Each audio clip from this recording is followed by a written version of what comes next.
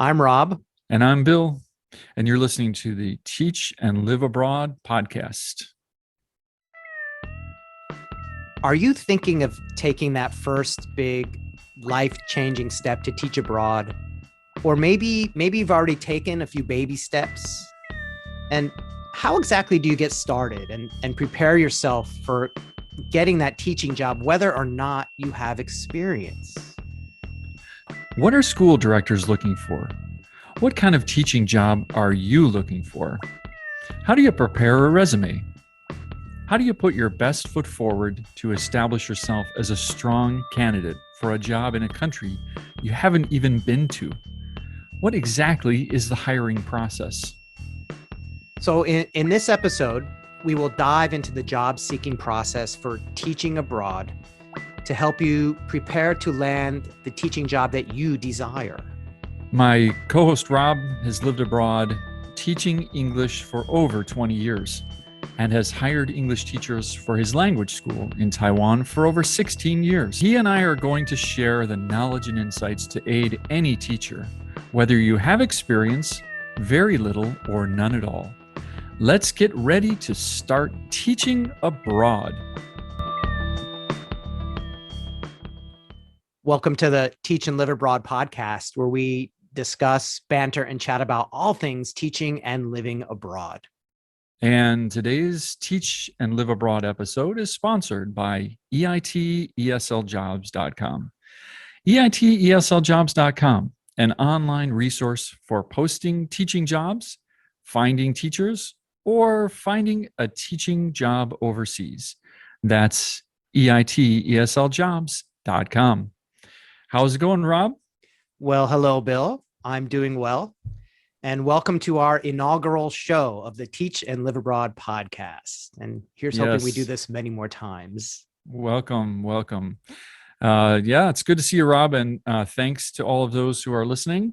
And I think we have an interesting show today, and we have lots of exciting topics lined up for future shows as well, all geared towards teaching abroad, living abroad, covering those interesting subjects that our listeners are interested in.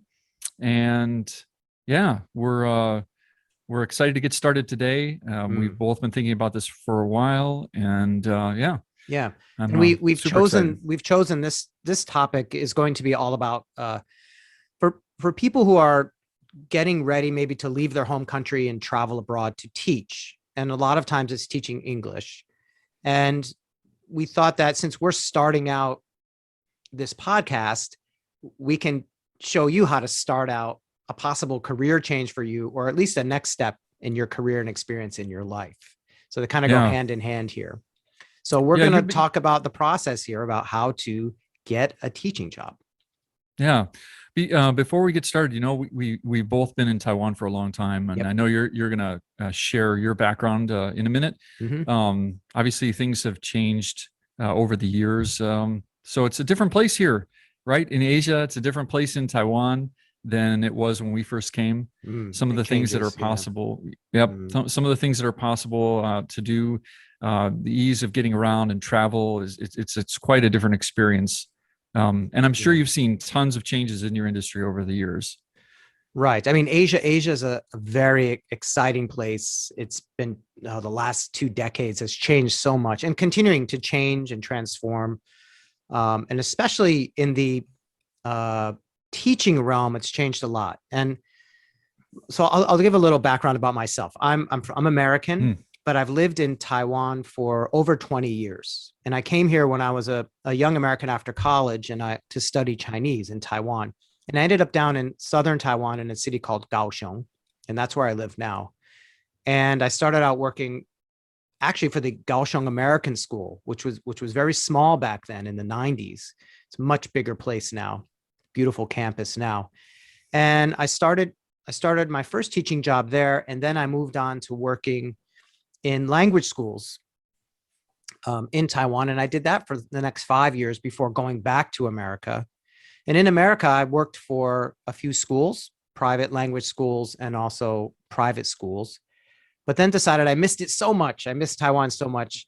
I came back here with my Taiwanese wife, And then we started our own language school 16 years ago. And that's what we've been doing. Wow. I have 2 language schools in Kaohsiung, Taiwan, which is southern Taiwan.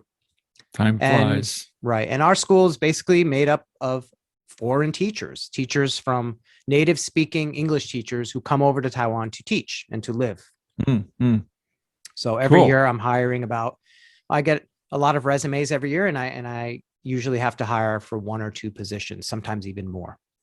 Yeah, I think we both have a lot of experience living abroad. We have, we both been involved in the English language teaching industry. I was working with a company back in the day and doing some teaching, writing or helping create a curriculum for our schools, helping create training programs, things like that. So I hope, and our hope here on the podcast is that we can share some of our insights and experiences with our listeners about the things that we've encountered and the changes that we've seen. And hopefully that will help people who are looking for a teaching opportunity to target themselves and find the best opportunities out there in an ever-changing landscape. So yeah. Now, Bill, you also live in Taiwan, but you're in Taipei. Yep. Yeah, I lived in Kaohsiung for about 15 years. And mostly worked in sort of software related businesses.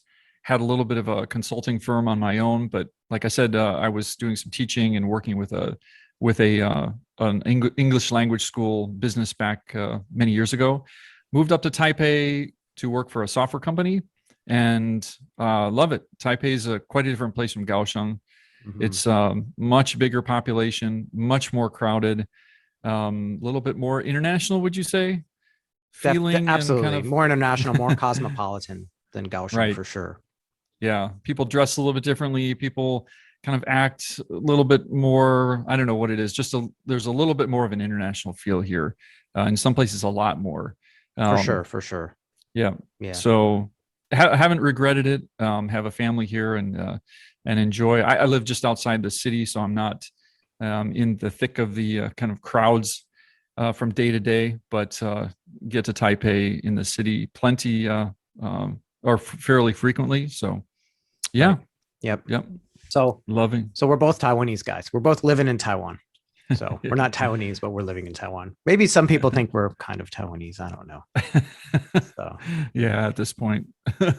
So let's get into it a little bit. The market for teachers teaching abroad is growing, has been growing for many years.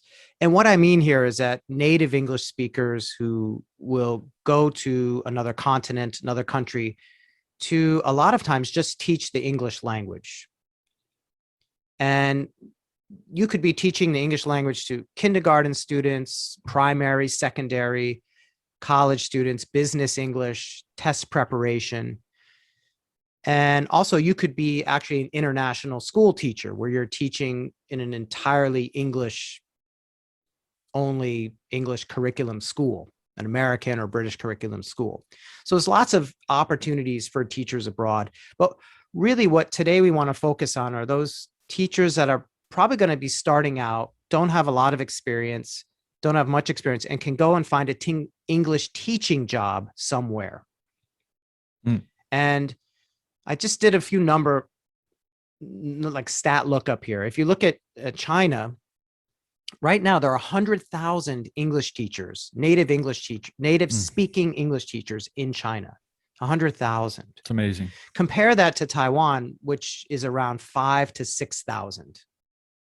Taiwan's a much smaller country, and it's only 5%. And the China market continues to grow. So it's a very good chance that you'll end up in China teaching at some point, and either staying there or moving on somewhere else. Yeah, those are huge numbers. Navigating that landscape and finding the right opportunities is going to be tricky. Yeah, and so what's driving this? Yeah, go ahead.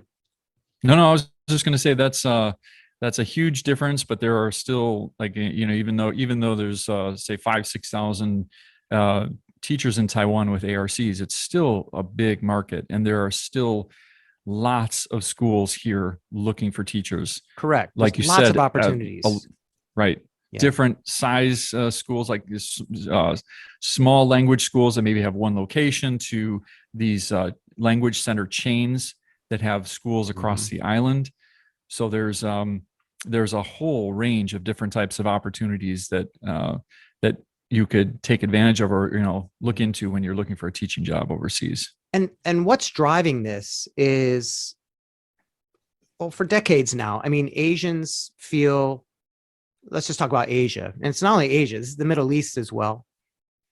And parts of Europe as well. Okay. And South America. What's driving it is that having the knowledge of English, being able to communicate in English, read English, speak English, whether it's just a hobby for you, it also can mean maybe a better career choice for you later on in life. Gives you an extra advantage over other people in your country if you're finding a job or working. So a lot of parents will want their younger children to start learning English at a young age, and it could be as young as 4 years old or 3 years old. And so this market, this business has built up around this idea of children can learn English, get them a head start, and as they grow older, they're going to be proficient in the language by the time they get to a working age or college age. It's still seen, right? If your kids are expected to kind of succeed and really thrive in today's economy, and sort of the international the way things are so connected internationally.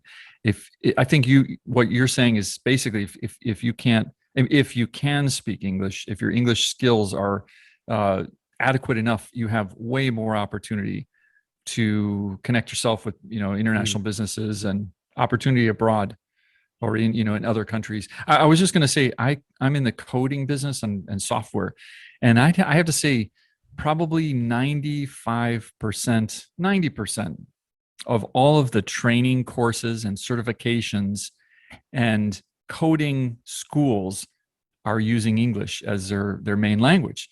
So if you look at India, Indonesia, Taiwan, Thailand, even China, there's a strong presence of the need to learn English in order to be able to succeed and excel in these different technology areas, which obviously is huge right now. So, so this drives this business, and it's driving this business in the world. And what we see here now, if you're a teacher and you want to come over to teach, a lot of times you might end up teaching younger learners, and that could be anywhere from age 4 up to age 16. And so a lot of people think, well, where do you teach? Where do you teach these kids? Do you go to their schools and teach? Well, sometimes public schools will have English programs. Like Taiwan public schools have English programs. They're not the best programs, but they do give a little bit of English to every student. But what's grown is these after-school schools. And in Taiwan and China, they call them bushibans. In Korea, they're called hagwons. In Japan, they're called jukus. And what they are you go to school after your normal school.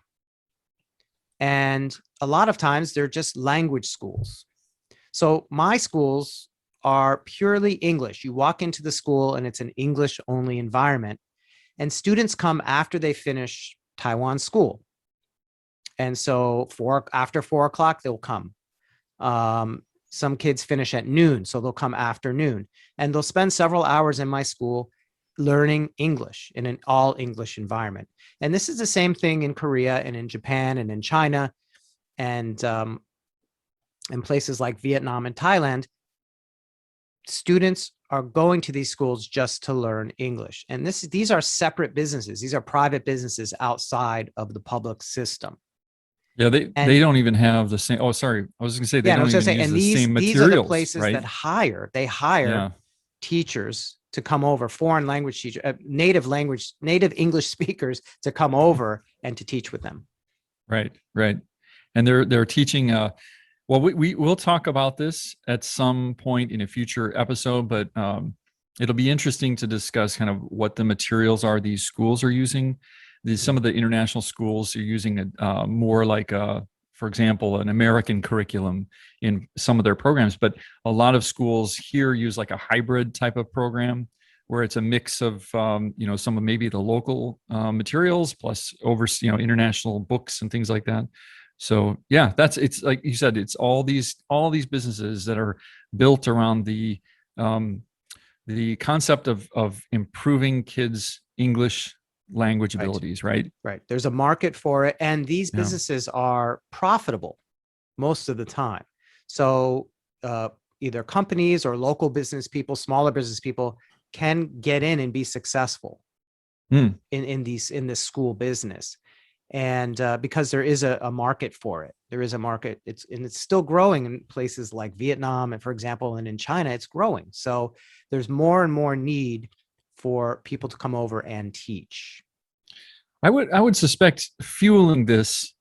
I'm sure fueling some of this is there were students, younger students when we first got here that really picked up the language. Mm, Perhaps they went overseas to study and continue their journey in learning a second language, and then they decide when they come back here, they decide, hey, this is an opportunity. There's a market. I'm going to open up a school, for sure. right? So in all these countries that's going on, right? For sure. You'll get a lot of local Taiwanese that will go live abroad for a while, and they'll come back and they'll see an opportunity in starting a language school, and they'll go for it and do it because Yeah. they feel like they have an expertise in the English language and they can teach. So, Yeah. yep. Yeah. So Well, we're this is happening everywhere. It's happening everywhere. Yep. yeah, every country that has a need for the or the desire to compete internationally and land opportunities from countries overseas, they're looking for ways to improve their English levels in their country. Right. So today, on today's show, we're talking about the things that help a teacher in that job search process. Things Right. like resumes. What do you do on a resume? Creating a portfolio, a digital demo, things like that. So these are all areas we're going to discuss today. And Rob, your experience is going to be especially important in bringing to the forefront some of these critical parts of the critical pieces that teachers need to put together. Whether you have a lot of experience and you're looking for a new job, or you're a new graduate and you've got very little experience, I think these things will be very applicable to our listeners out there. So Yes. Mm-hmm. yeah. Yep. So what's the first item is the resume, right? So Okay, we'll start with resumes. Yeah. what's important Okay. on a resume these days? How necessary is a resume? Okay. Well, so the first, even before the resume, you want to find out, well, where are all these jobs? So there are a few websites around like EITESLjobs.com. Mm-hmm. There's another one called Dave's ESL Cafe, but also Facebook. If you have a Facebook account, pretty much wherever you go, whatever country you go to, there's probably a English teaching jobs group that you can join, and that's where local schools will post job ads. So as you start thinking about where you might want to go, start hunting around for job boards. There's a lot of them, and start hunting around for them and see what's being offered, and maybe think like, well, what might I like to teach? Do I like Mm-hmm. to work with children, or do I want to try to work with adults, or test prep, or college aged? And then start, directing your focus towards that. Now, next step you want to do is prepare a resume. So just like any other job, you've got to have a good resume. And all I can say is craft the resume in a standard form. Now, if you don't know how to form a resume or you don't have one, look, there's so many resources on YouTube. There's so many websites that will show you kind of the general setup of putting together a resume, your work history, your education history, your hobbies. Find out how to do it and think about what you've done and start putting it down on paper and create a nice looking formatted resume that's going to explain a little bit about you. You still need it. And again, use the resources. There's even templates. You can go and find templates for resumes and download them and use that to get yourself started. So no different than any other job. Teaching job, you need a resume because you're going to have to send this out along with a lot of other documents when you apply for jobs. When you think of a resume, what are some of the key areas that people should focus on? Whether that's like, grammar, spelling, the things that make the items in your resume that separate what is a professional resume from something that's a little bit sloppy. What are your thoughts on that? Slapped together, you mean? Yeah. Yeah, slapped Okay, together, exactly. So it's really surprising, Bill, because I'll get probably about 50 resumes a year. And I'm not hiring for that many people, but people find my website and then they'll send my school's website and then they'll send resumes. So, all right. So step one is get the format down and get your information down, organize it well. Step two, it's just amazing to me.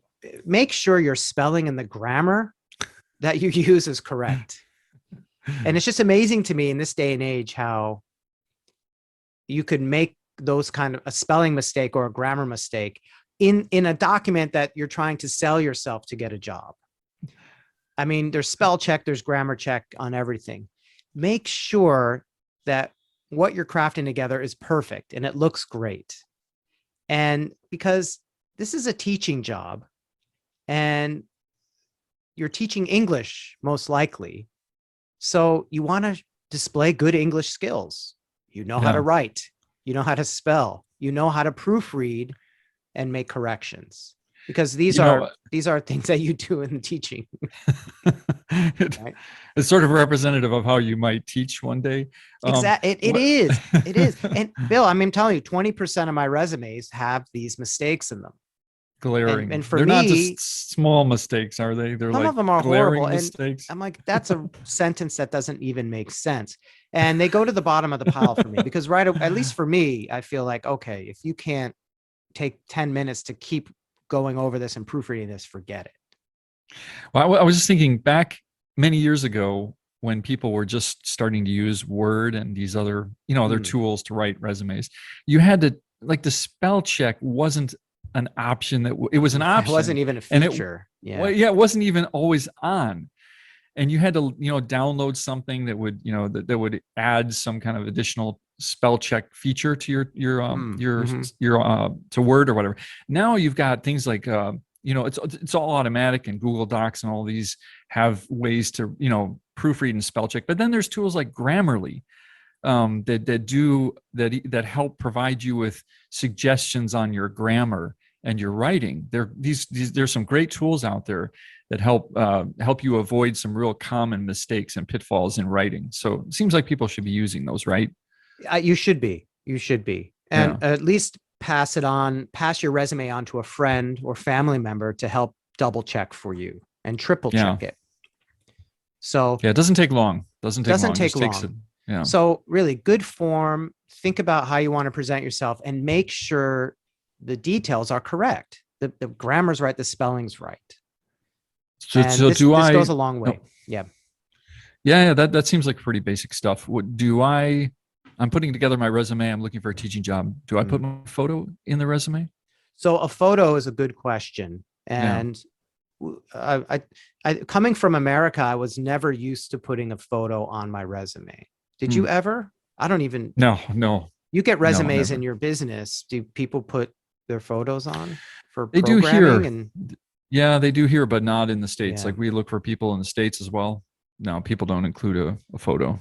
I'm finding that when I get resumes from South Africa or Europe, I'll get a photo on it. I like the photo. I'm going to say right now, probably 85% of my candidates put a photo on their resume. I think it's a big question. Does it help you or hurt you to put it on? Because maybe some people who are a little bit older might think, oh, that's going to hurt me. They're going to see how old I am. or, I don't know. To me, I prefer if the photo's on there, just put yourself out there. You are who you are anyways. Find a good photo, a professional photo of yourself, a headshot, and just put it on there. And Yeah, I if mean, it's you smiling and looking professional, that's good. That's a good thing. yeah, I was just thinking if you're really doing this right, you're putting together some other things that we'll talk about, like a digital demo later. Right. But the picture, at least if you do include a photo, like you said, it really it helps present yourself to the potential employer as like, this is, I'm presentable. I'm not going to scare the kids if I'm standing up in front of a Right. classroom. Yeah. So I think those things are important, And right? and when I open up a resume from an email, the first thing if there's a photo on it, that's the first thing I go to. Yeah. And so if I Yeah. can see a smiley, happy, professional looking person, my first impression is a good impression. And you don't So use it. Oh, sorry. Go ahead. yeah, so I think look at it that way. Your first impression could be this photo. It sets things off on the right foot. And hopefully schools, I was just thinking, hopefully schools are using the photo as a way to just, like we talked about, seeing what a person, kind of how they present themselves. It's Yeah. not so much like, where's this person from, or what color skin do they have, or things like that. I think Right. that's an important distinction to make between a school, like maybe a good school, and a school you might not want to work for. Mm-hmm. Mm-hmm. Yeah. Because at the end of the day, you're gonna, what'll happen is somebody might, a school director might not see a photo on your resume. Let's say you don't put one on. Well, then they might go to Facebook or Instagram and look for you, and then they might find a photo of you that's Yeah. not that appealing or not that professional. Well, then that becomes the impression that they get from you. So you might as well set the tone and put a good professional photo there. Yeah, that makes sense. Yeah. Makes sense.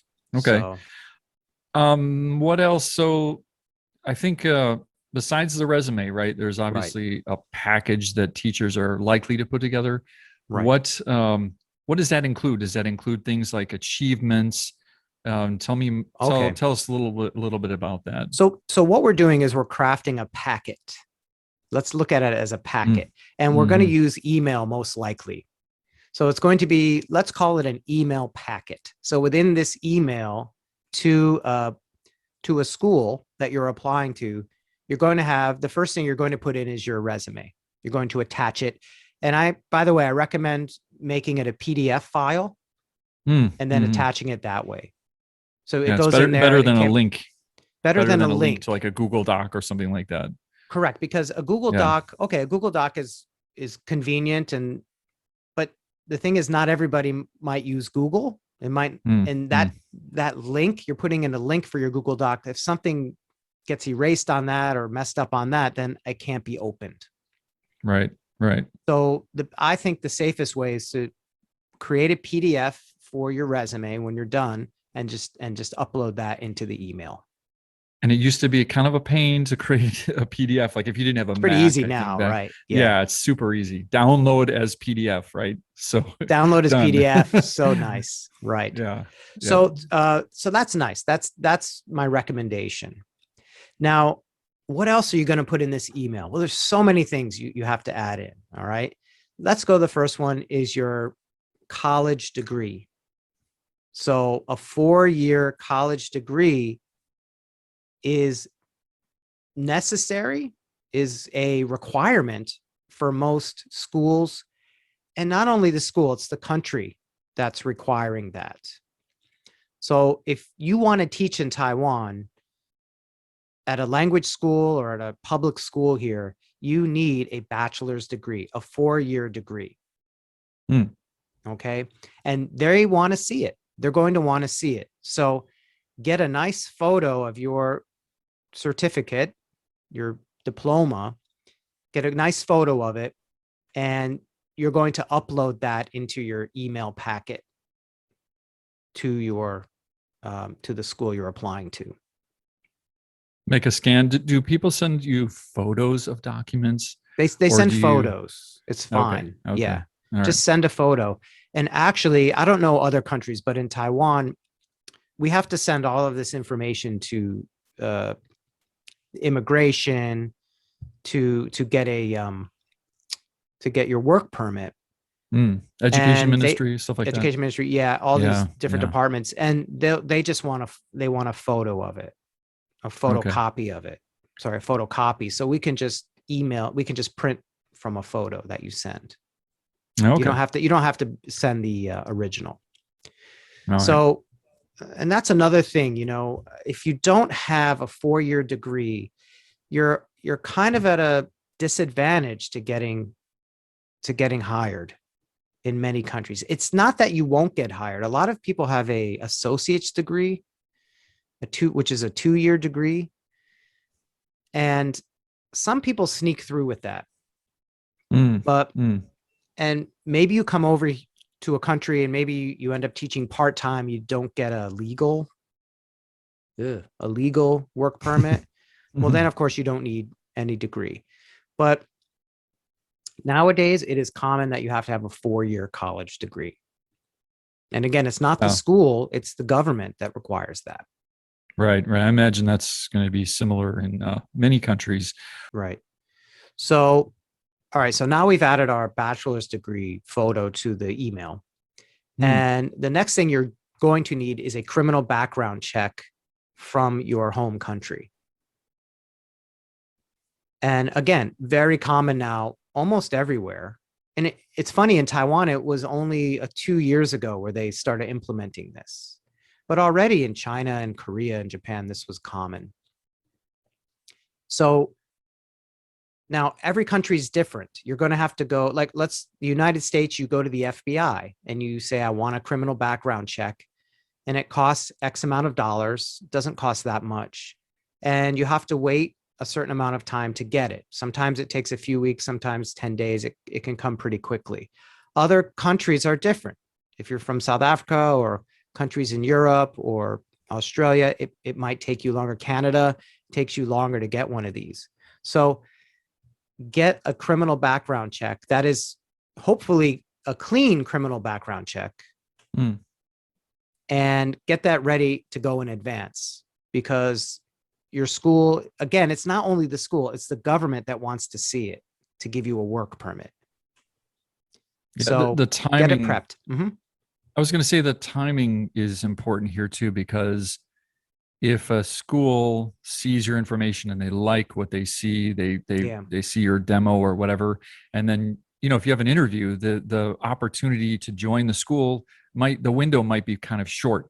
So if you don't have those documents ready, you might miss that chance, right? You're waiting for a criminal background check, and that's an important point. So get these documents ready in advance, even before you apply anywhere, because you might be hired. A lot of these schools, it works quickly. You could be hired, interviewed, and then within a few weeks already on your way over to the job.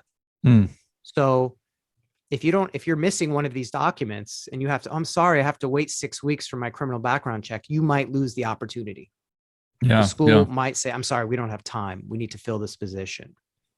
Yeah, that's timing is important. What about a health check? I know nowadays, like even to travel, oftentimes you have to get like 3 days before you have to get a COVID test. But are there, besides that, are there requirements oftentimes for getting like a health check back in your home country? You have to look at each country and see. For example, Taiwan, Taiwan, you get the health. Well, in normal times, in non-COVID times, you get your health check here before. So you don't need it. You wouldn't provide that in something you send to a school as a potential, like in your package, right? But I do notice that depending where you come from and depending what country you might go to, they might require you to show, for example, that you've gotten some sort of shot. Oh, some immunizations or something like that. Something. Yeah. So you need to check. And again, the employer, the person who's hiring for the teacher should put this in their ad, that you're going to need this, this, and this, and they should let you know. But it's good to do some research on the country you might go to, because it could be different depending on where you're coming from and where you're going. Yeah. Okay. That makes sense. So I that's think some of the those. bottom line here is be prepared, like get things done early. Okay. Yeah. Don't What wait about last minute. yeah, I've been curious about this because when I first came here, it wasn't there weren't so many of these certifications, but I noticed Yeah. more people are including like TESOL and TEFL certifications. Right. What tell us about that? How does that fit into Okay. the process?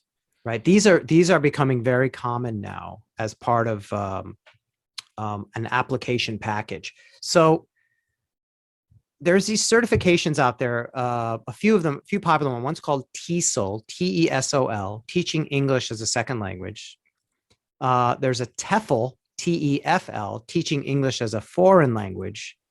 And then there's a CELTA, CELTA, Hmm. which is the Certificate in English Language Teaching to Adults. And that's from Cambridge. So these are the main, what these certificates are is there are courses that you can take either in person or online to get you acquainted with teaching English to either young learners or adults. And they even go higher up, like business English as well, if you want to get that high. So now, if you go online and search around, it's become a big business. It's become a business to get one of these certificates. And they can cost you anywhere from $40 for the very minimal, and I'll talk about that in a minute, up to over $1,000 Oh for a wow. CELTA from Cambridge. But a lot of teachers get the one that's around $200. So what it is you can do them online now, or you can do them in person if there are classes in your area where you're living. And what it is you'll it's usually about 120 hours of class work. Of if it's online, it's video work and doing some practice teaching and watching videos, etc. And then in person is the same if you do an in-person class. But what it's going to teach you are some of the basics of teaching students who are learning English, and some teaching techniques, some of the theories behind everything. And with certificates like the CELTA from Cambridge, you actually will get up and teach in front of your peers and get a lot of feedback. Mm. So you actually can hone a little bit of skill, even if you've never been in a classroom before. So if you had a few $100, You have a few hundred you're bucks. you're looking for a job. What's the kind of Right. the So, first certification you recommend? right. I would not recommend the $40 TEFL, TEFL one. That's very basic. It's very, I very think you can get basic. that at Carrefour, can't you, over Oh, here? no. No, I'm I just mean, kidding. it's really basic. I don't think you're not really going to learn anything out of that. And Yeah. I think with the TESOL or the TEFL, that's the 120-hour one, I would recommend that teachers do that.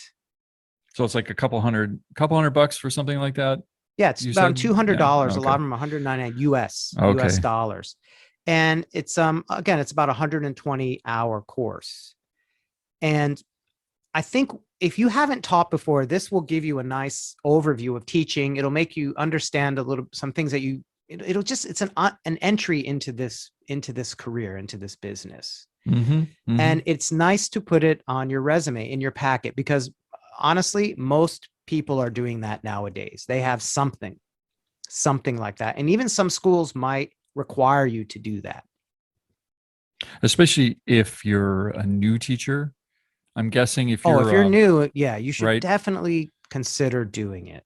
Yeah, the It'll help less you. You'll learn experience something. you have. Yeah. Yeah. Yeah. And the less experience you have, I'm guessing the more opportunity you'll have as a new teacher Mm-hmm. looking for a teaching position. Right. Okay. What about, I've taken certifications for software languages or programming or whatever, architecture and things like that. What about something that's tech related, like teaching tools that are provided to teachers, like a system or a platform for teachers? Are Right. there certifications you might recommend? So, okay. So in addition to these language teaching certificates, and we'll list them in the show notes as well. We'll list some links that you can go to and study around. if you have a like a certification, I'll give you an example. I did a Google summit. It's called a Google Summit in Taiwan a couple years ago. And what a Google Summit is, it's a weekend workshop where teachers go and they learn how to use Google products in the classroom. So they teach you how to use, for example, they teach you how to build a free website using the Google website program, things like that. And it's really good. Like real teachers come in and you go through a weekend of these workshops and you can learn a lot. You can pick and choose where you want to go. If you've done something like that, absolutely 100% include that in your packet that you're going to send to an employer. On top of that, what other things could you do? If you've done any sort of certification that an employer might look at and go, oh, that's pretty good. Even if you're just coding, I've learned to code, some basic coding, put it up there. It's all good. Mm-hmm. Yeah. It's all part of your profile that helps. It's all part of this profile. Round out your, yeah. And it shows that you have maybe some other skills that a school might think, oh, well, that's pretty good. Maybe that person can come in and help do this certain thing in our school, not only teaching. So put these things together. I know you might say, oh, it's so many attachments to the email. That's okay. I've gotten attachments, like 10 attachments in emails before from job seekers. That's okay. The more, the merrier. Yeah. I open all of them. So if you're a serious school or a serious hiring manager, I would think those will be appreciated. Absolutely. As opposed to, right? As opposed to a school that, whatever, they look at the resume, the name, you're hired. We can talk about that, but it's like, right. No. Right. Yeah. So if you want to attract the more serious schools and that want professional people, put those things in there. Yeah. You're selling yourself. Yeah. Is your pay, so it will be interesting to talk about pay and kind of like the differences in different countries and how teachers are paid or compensated. But I'm imagining that the more, certifications you have or the more qualifications you have, the better your possibilities of maybe a higher pay will be, right? Not necessarily. Not necessarily. Okay. I think in the language school business, no. I would say most likely no. Because if you don't have experience, if you don't have actual teaching experience, then somebody like me, for example, if you don't have actual teaching experience, you're still pretty low on the totem pole there. You're low down. Okay. But I like to see that you've got some extra knowledge in there and that you've taken the time to do a CELTA or something. Okay. Right? But I think most schools are the same. Yeah. That makes sense. So I guess it will depend on what kind of teaching position you're looking for. I think we talked about if you're looking for a university teaching position where you're teaching university students, the requirement, you'll have different requirements. You might even need a master's degree in a lot of cases, right? These days. And that should be listed clearly in the job ad. Yeah. Yeah. If you need a master's degree and you don't, then you can only apply for this. Yeah, absolutely. And some schools require you to have 1 or 2 years of experience already. So have to look at that too. But a lot of these language schools that we're talking about, that we talked about before, they don't require you to have any teaching experience. They will take people who are new to the teaching career. So that's the benefit of getting you. There's a lot of opportunity just to start off in this business and working as a teacher, because a lot of those language schools don't require you to have experience. Okay. Cool. Well, so at this stage in the process, you've put together a decent resume with no spelling errors. You've done your grammar checks. You have included your critical documents, your degree, things like that, any certifications. How about how do you wrap up a kind of a package of social media or demos that are digital? How do you wrap that up? What do you call that? And how do you include that in the package you send to the school? Right. So this is called a social media signature. And nowadays, a lot of candidates have some kind of social media presence. Okay. And you should include, if you do have a social media presence and you want to share it, you should include it on your resume. And you should include it very clearly. Maybe I see a lot of them listed at the top. So what are some examples of this? First of all, maybe a LinkedIn address. If you have a LinkedIn Mhm. account, which is more of the professional Facebook, go ahead and include that link on your resume. And again, your resume is a PDF file, so the link will be live. So an employer can open up that PDF and I can click on it and I can go to your LinkedIn. Facebook, Instagram. Do you have a blog? Some people have written travel blogs or blogs about something they like. Go ahead and share that. Let your employer know. Do you have a YouTube channel where you're making content? Go ahead and share that. Anything that will show you in a positive light and to show sort of who you are, go ahead and put it up there. And I'll give you a couple examples. Like one example with Instagram, I remember a candidate said, well, I'm a photographer and you can look at my work on my Instagram page. And I went to Instagram. I'm like, oh, there's all of her work was there. So this was nice. I got to see a little bit more about this candidate, that she was creative and she had some other interests. I've also had teachers apply that have had travel blogs. So they would give me their link to their website, and then I could see all the articles that they wrote about where they had traveled. So this is common. This is becoming more and more common with definitely a lot of candidates in their 20s, maybe early 30s. So if you feel like, hey, I want to share about who I am through social media, go ahead and put your social media signature on there.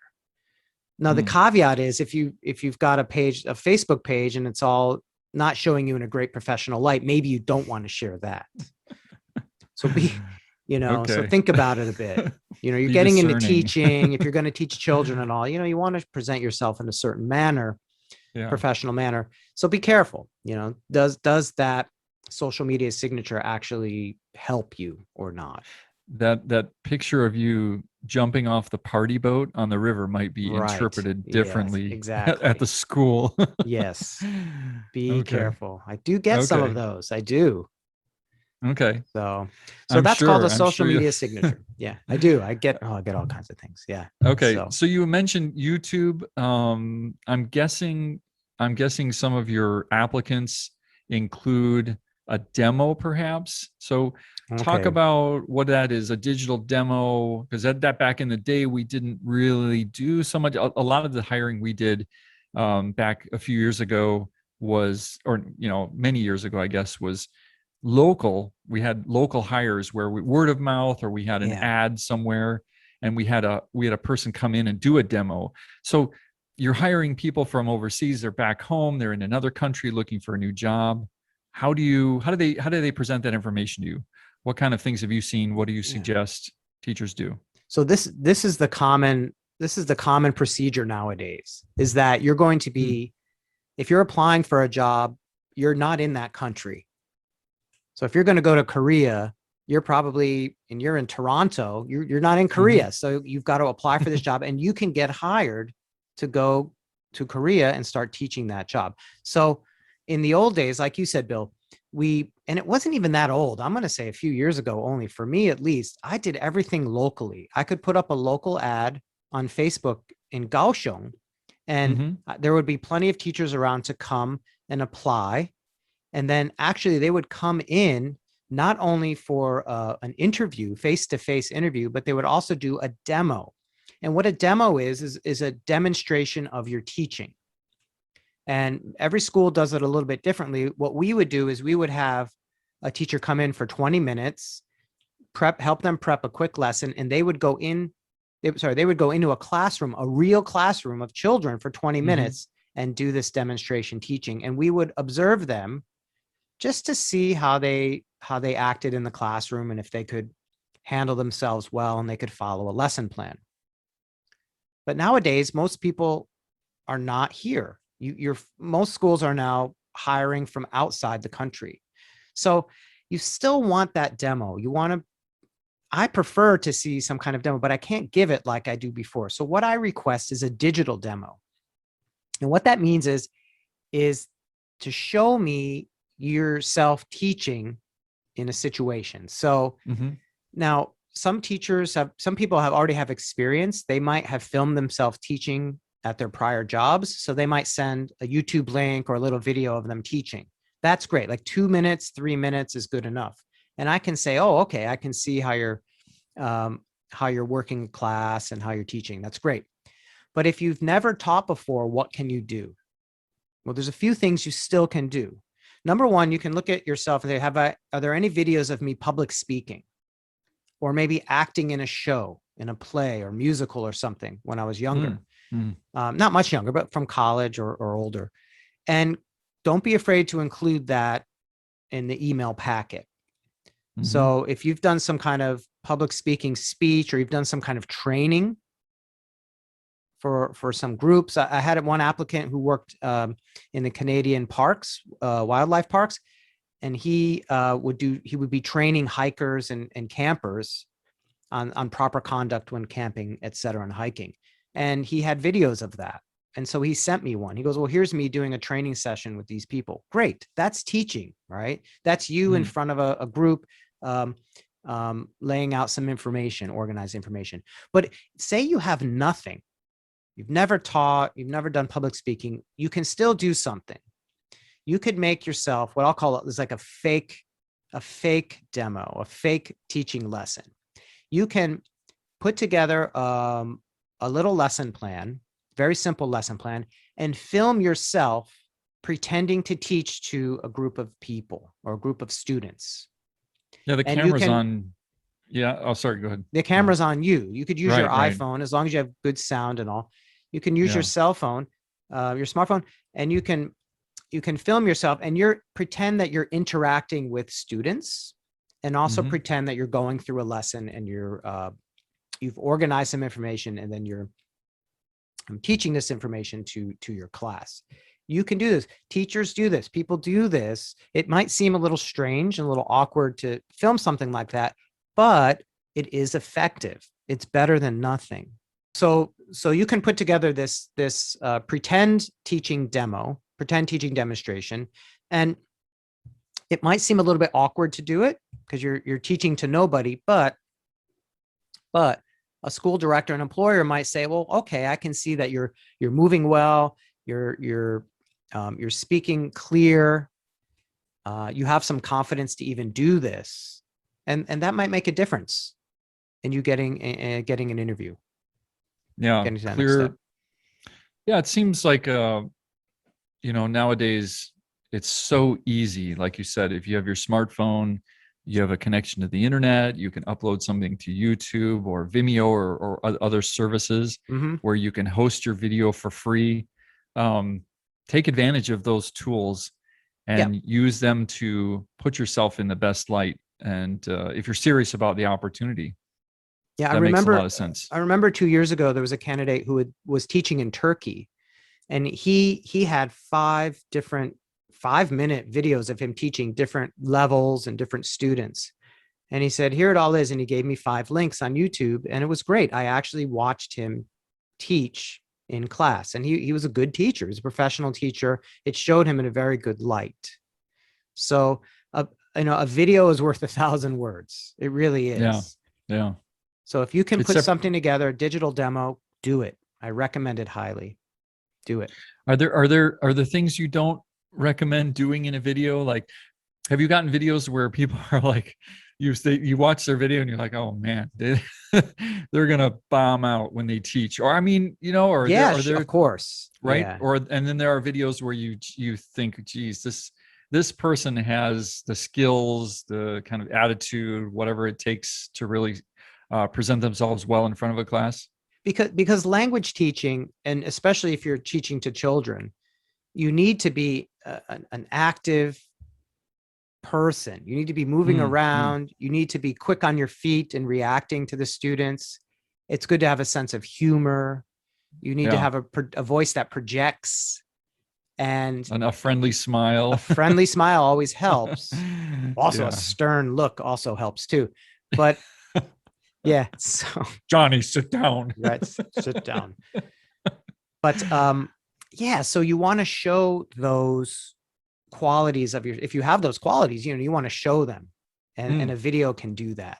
if you're not like that, if you're shy, soft-spoken, don't like to move a lot, it might be a little bit harder for you to get those jobs. Not saying you won't get them, but it might be a little bit harder.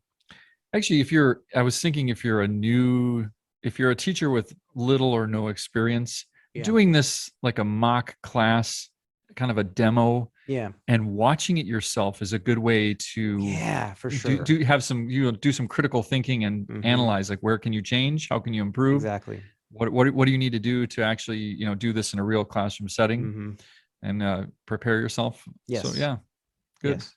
So, Excellent. Okay. so there you go. Yeah, that makes sense. Obviously, a really important part of the package that you present to the potential employer. Right. So that's a lot of things. Those are a lot of things to put in this email. Yep. Yeah, it's getting longer.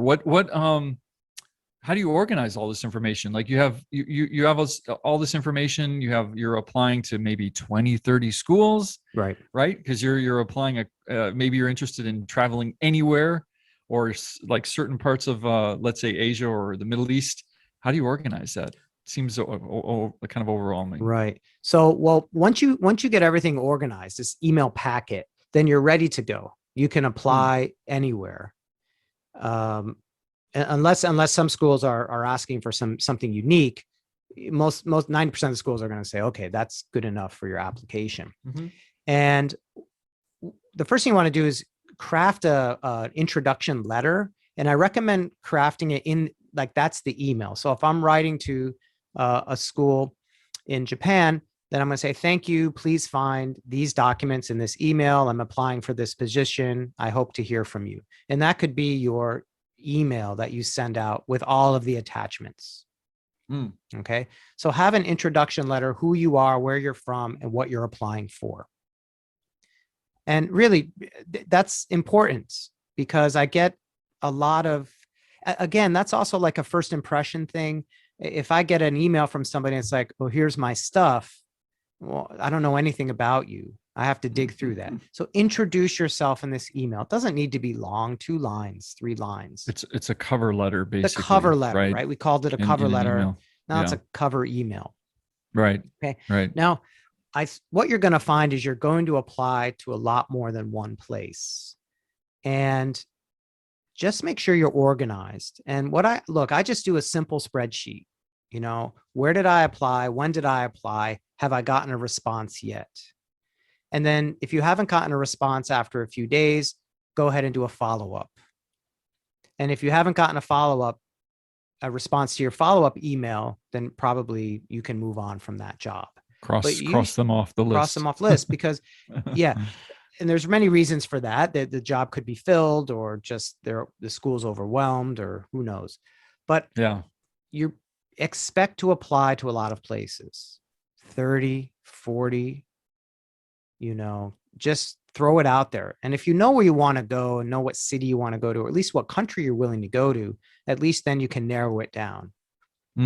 But there's a lot of people applying like you. So yeah, I was also one of our ideas for a future podcast is being able to spot see the good opportunities, kind of to be able to assess whether or not a school is going to be a good place to work, the red flags or warning signs that you might get. So we'll talk about that, but I think that's important to recognize, like you said, if you get a response right away from an email that says, when can you start, and they haven't offered you, an opportunity to do an interview, do you think that's a problem? What do you think? That's probably a problem. Yeah. Yeah. Come on. I think you right now. And again, this is a really big topic, but there's a lot of there's so many of these language schools. And like I mentioned before, a lot of them are privately run. There's a hierarchy of places to work, just like any industry, any kind of job you do. There's a hierarchy of good places and places where maybe there's a lot of turnover of teachers for a certain reason, right? The environment's not good or something. So you should have your standards as well. And if somebody's saying, hey, thanks, I got your thing, you're hired, when can you come over? Mm, Yeah. that's It probably a hurts you. warning sign. I think it can help or hinder, right, depending on where you work. So Mm, you, as a teacher looking for a job overseas, you want to be careful not to jump on the first opportunity, because right. in the future, when you're looking for another position, it might hurt you a little bit if you've worked for a place that's known to take any teacher, right? Right. And Yeah. that might affect your future possibilities, I'm There's guessing. Yeah, and there's a lot. You'll find too that every country has a lot of bigger organizations that hire a lot of language teachers. Mm, And I'll give mm, an example here is one called Hess in Taiwan. And Hess is mm, in China and it's in Korea. They hired a few hundred a year language teachers. For something like Hess, you can go online and find people talking about Hess and their experiences at Hess, whether good or bad, right? So, but even Hess is going to give you an interview, mm. right? They're hiring a few hundred teachers, native English speakers a year. They're still going to give you an interview.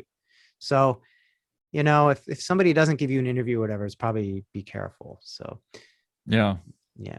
All right. Well, I know we didn't want to get too deep into this on Mm, this episode, but when you're thinking about the interview and you've right. finally, you've prepared your package, you've sent this out to dozens of different places, Yep. and this, a school contacts you and says, let's do an interview. Can we do what are the quick items that you want to think about when you're preparing for that interview? Okay. Yeah. Some quick hits on interviewing. So, Yeah. yeah, good. If you get an interview, congratulations. Mm, Great. That means you've made it through a step of the process. So a few quick things here. I think if you're going to do an interview, most of the time people are doing them on Zoom or Skype. I do mine mostly on Skype. So if you're going to prepare yourself for an interview, make sure you have a good tech setup. And that means have a good video cam on your computer and have a decent microphone so you mm, sound good. mm. Now you can use your smartphone as well. A lot of smartphones sound good and they look good.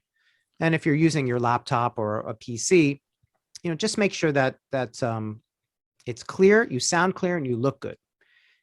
Because you don't want to be online and having an interview and you look fuzzy or your sound is kind of echoey. You know Mm. how sometimes you see interviews and they're echoey in an echoey room. Try to Oh, avoid that because yeah. no matter what, it does reflect a little bit poorly on you. And also you might be interviewing with a person who's not a native English speaker. A lot of these school owners are not native English speakers. So you want to be as clear as you can to them. Mm.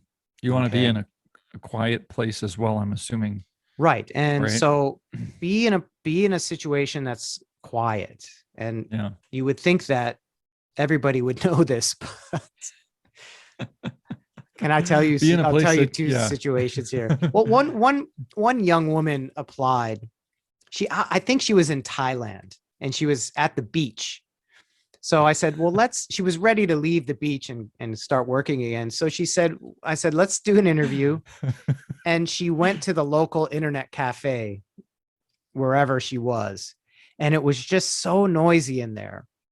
Oh, People walking by and I could hear Thai gamers being and spoken.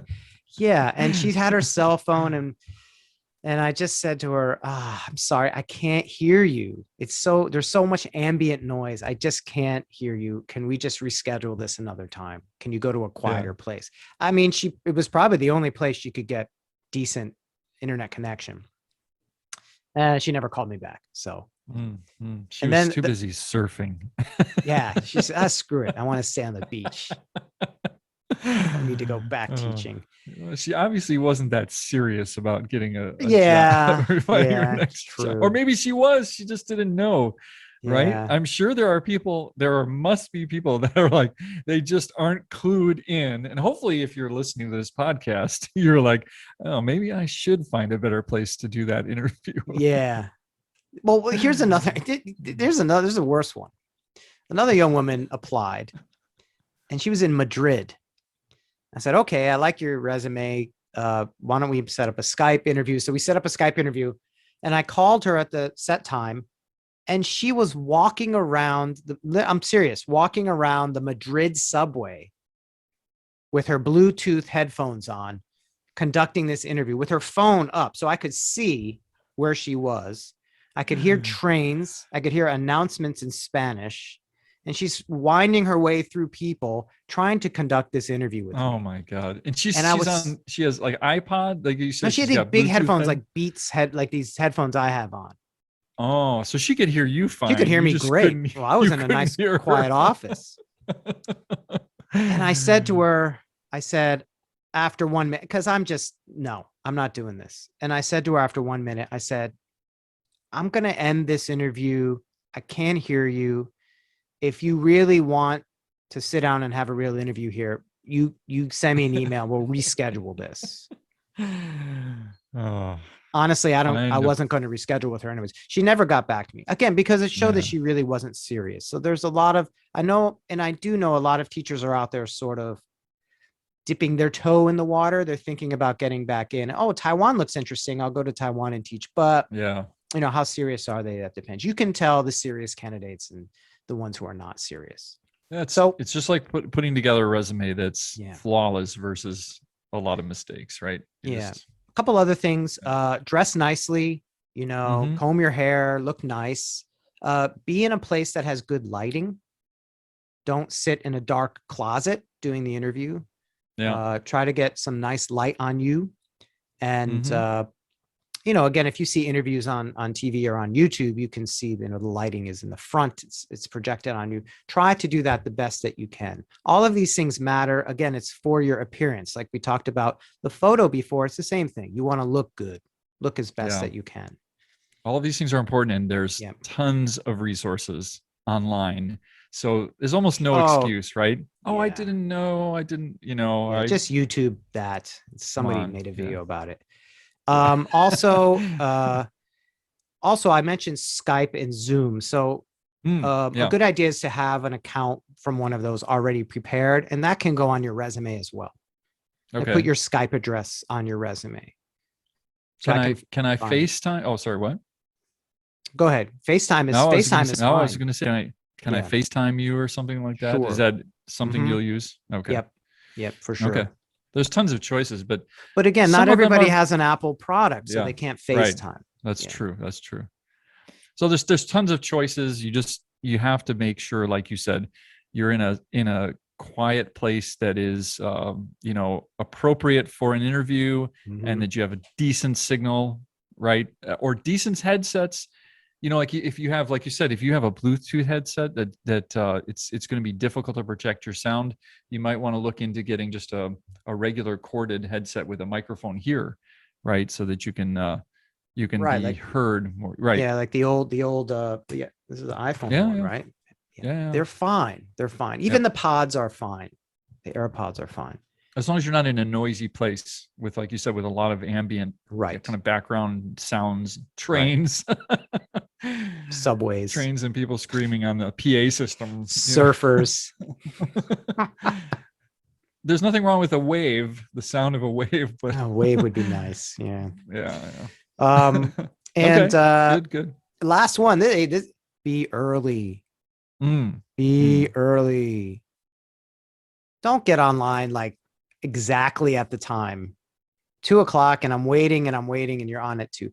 Get there at least 5 minutes early. I can see when you're online. Just get on there and be ready to go. Yeah. Because maybe we can get the interview started early and we can be done earlier. And I'll tell you why. At least for me, I organize interviews back to back to back. So I'm on a tight schedule. And if somebody's late, number one, I don't like that, because you don't want your teachers to be late. And number two, you've messed up my schedule. And I'm a little bit ornery about that. So, well, yeah, you're busy. You're running a school with a lot of teachers and managers, and you don't have time. And that's the case, I would think, in a lot of schools, where it's like you mentioned, if you're a school like Hess and you're hiring hundreds of teachers, you don't have time to wait around for people. Yeah. And you want to get the process going. You want to have a good series of interviews slotted out so that you can make the most of your time, right? Yeah. So, and most of the other candidates are going to be early. Yeah. Most people are early. So if you're late, you're the odd one. You're the Yeah. odd one out. So, and Good. yep. Okay. Well, So we'll those are some quick interview hits. And like you said, we'll do a later episode on interviews because it gets a lot more detailed. But if you do get to the interview process, congrats, and just a few things to think about. yeah. Okay. Excellent. Well, we've covered a lot of really important points in this episode today, and we will Yep. summarize the information that we've shared today in the show notes. Yep. And I think, Rob, you'll have a nice, maybe a little outline of what we've covered so that people can refer to that. And then we'll also include some resources in the show notes as well. Some Right. Some tools research for, on those CELTA certificates, the TESOL, those kinds of things. Yeah. yeah. Okay, good. To get you started. Okay. Yeah. So thank you, Rob, for sharing Well, thanks, your Bill. information and insights. Are we done? Are we almost done It's, here? I think so. Oh, It's about time wow. to That was fun. wrap it up. Okay. Yeah, we've covered a lot of ground. We've covered some really important information, I think, for teachers looking for opportunities to teach abroad, Yeah. and will help you find your next teaching position. Yeah. And let me say it's fun. If you're thinking about going abroad and trying to do this, it's great fun. It's what got me to come over to Taiwan a long time ago. And, even today I have a lot of younger teachers who are teaching at my schools, and they've been here many years, and they have great experience. They learn Chinese. They meet people from all over the world, and you can make money too, and save money. There's a financial aspect to this as well. Pay off your student school loans.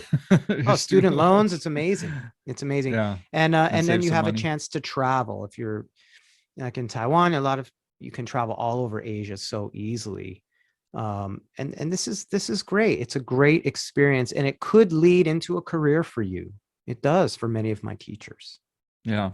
Yeah. Whether you stay overseas or you Or go back to your home country. Yeah. Right. And teach full time. Yeah. Teach as a career. So teaching is really amazing if you want to improve the way you present yourselves or present yourself in front of people and think on your feet. Right. These are all things that teaching, whether you're looking at this as a career and you want to kind of continue and, in the field, or if you're looking for ways to kind of, like you said, live abroad for a while, have that experience, international experience, and then return to your home country after a few years. Yep. Yeah. Good. And teaching is changing. The teaching, the job of teaching is changing. What you need to know to effectively teach is changing. Just technology, you have to be pretty good with technology. There's all these great tools out there to help you. So it's quite an exciting field actually to get into. Yeah. Yeah.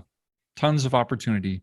Well, cool. Well, this has been a really informative, interesting episode. Thank you, Rob. You're welcome. Good luck, everybody.